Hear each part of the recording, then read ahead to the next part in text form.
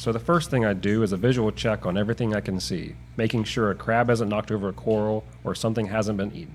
Just checking the general status of the system. It's early and the lights are still low, so I'll do another check once the full spectrum lights start to wake everything up for the day. In the meantime, I'll dose 10 milliliters of magnesium as I've been trying to raise magnesium levels a bit more. Yesterday, my weekly water parameters check showed that magnesium had dropped to about 1280 parts per million, which is still safe, but I'm aiming for more natural seawater conditions. After I let that mix into the water column, I'll come back and begin the first feeding of the day. Some of these fish would be fine eating just once a day, but with this shoal of young damsels, they're more like hummingbirds and need to eat multiple times a day to stay healthy and to simulate their natural environment.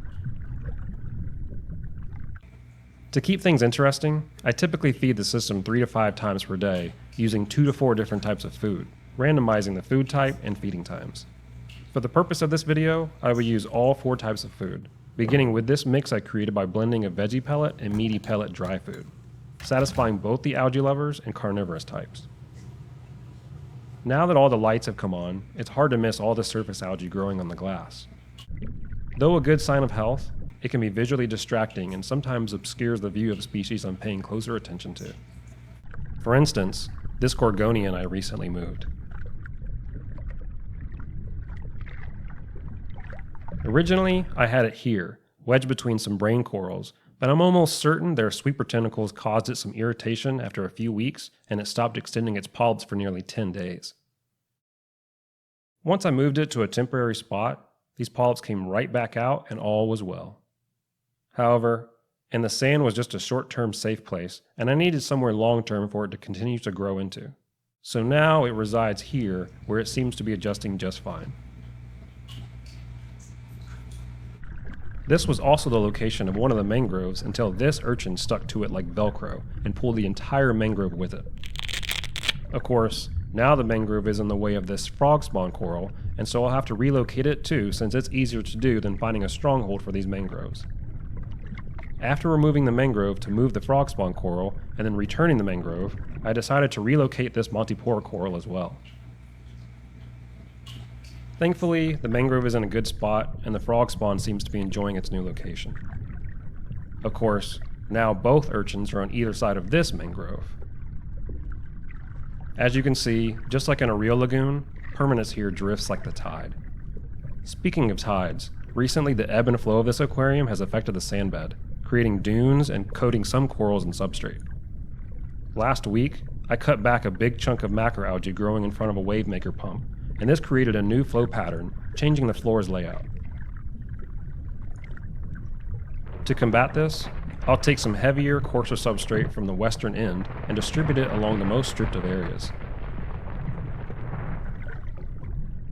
Now that the glass is clean and the water has cleared, I'm going to make it dirty all over again by adding the next round of food, phytoplankton. Creating a murky, greenish haze that feeds the clams, the sea fans, and many of the corals. Another consumer of the surface algae, and especially the phytoplankton, is zooplankton. Here on my back porch, the majority of this culture consists of copepods and amphipods that I catch by shaking macroalgae into a bowl.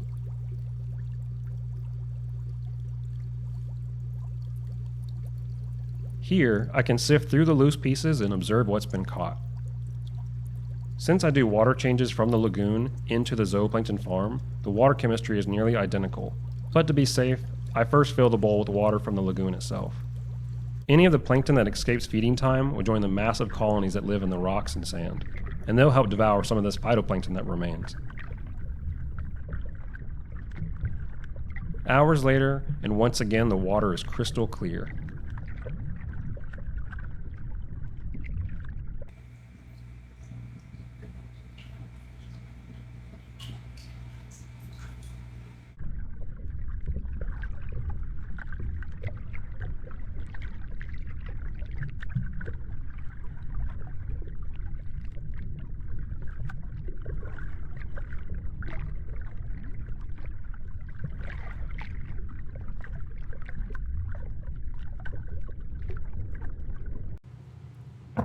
For the last meal of the day, I'll feed them some frozen food I prepared by blending 4 different packages of zooplankton.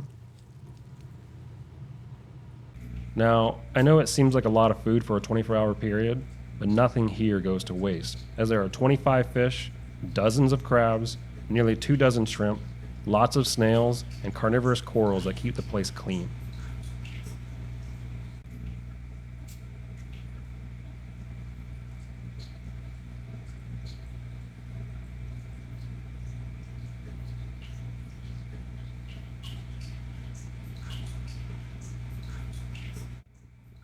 Though I admire the beauty of it all, this is honestly my favorite time to observe.